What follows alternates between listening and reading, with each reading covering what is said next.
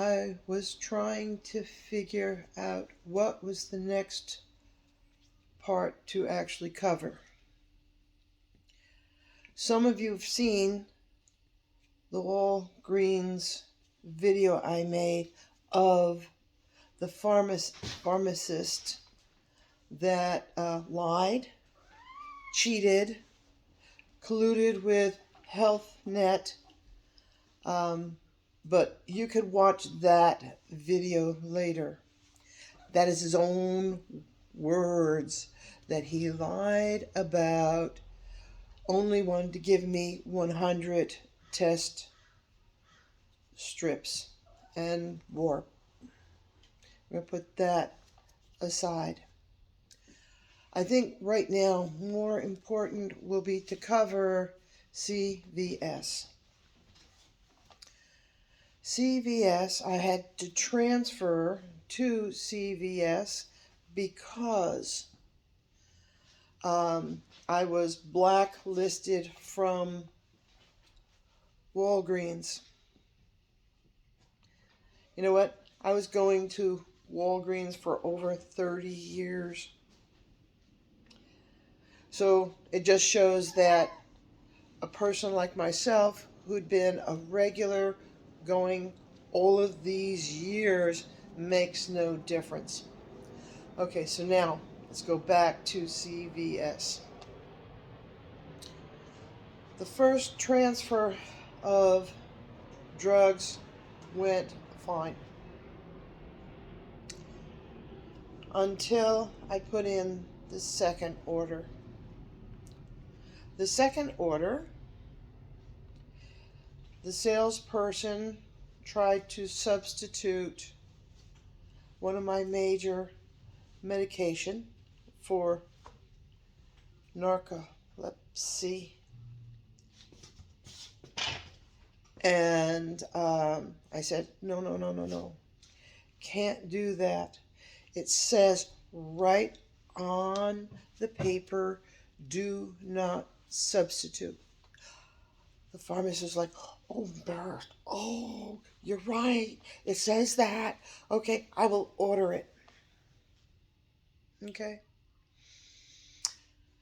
So I gave it a few days for them to be able to bring it in. I went into the pharmacy and I requested my medication.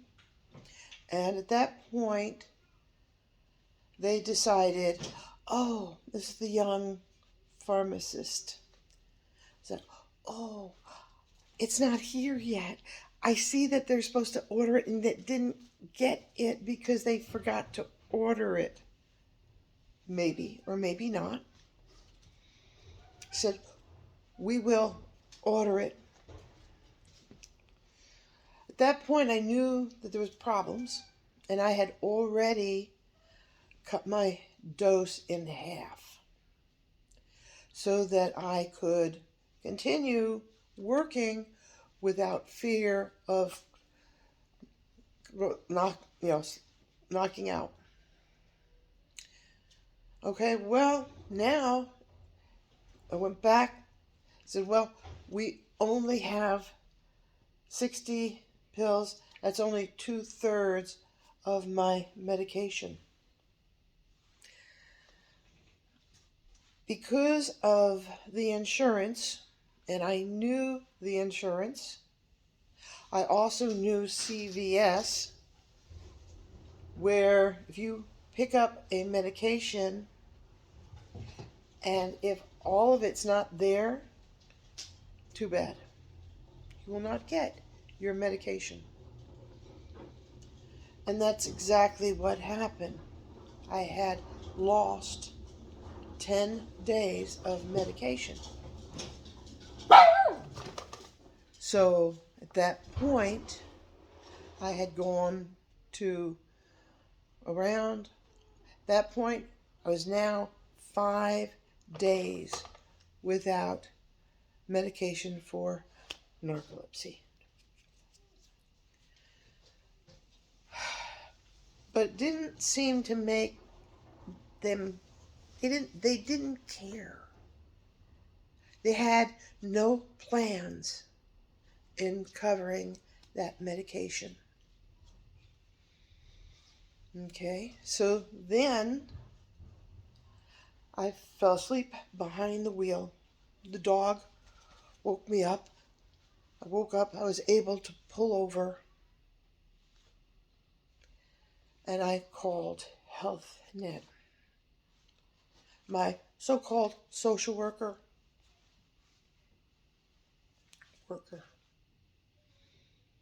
Her advice was, well, go get the medication that they have.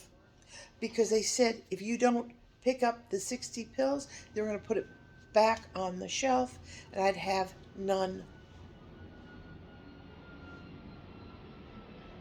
A required drug, not only for my life, but for the lives of people around me.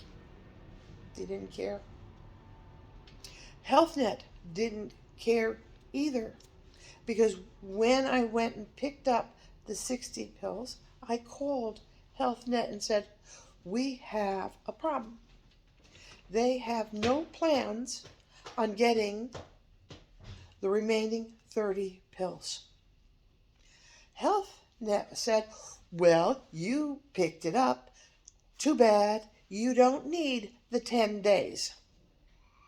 And so therefore, good luck. And so at that point, I was going to be left without 10 days. Sorry for the intrusion, but the cats started to fight. So HealthNet said, too bad. You don't need it if you picked it up. Who told you to pick it up? And I very nicely said, well, HealthNet social worker told me to go pick it up. She had no idea of what that medicine is truly for.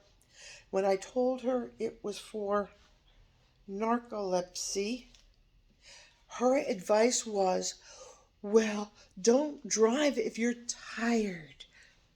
Use Uber. That was the first hint that she had no idea or understanding of what the medication was for.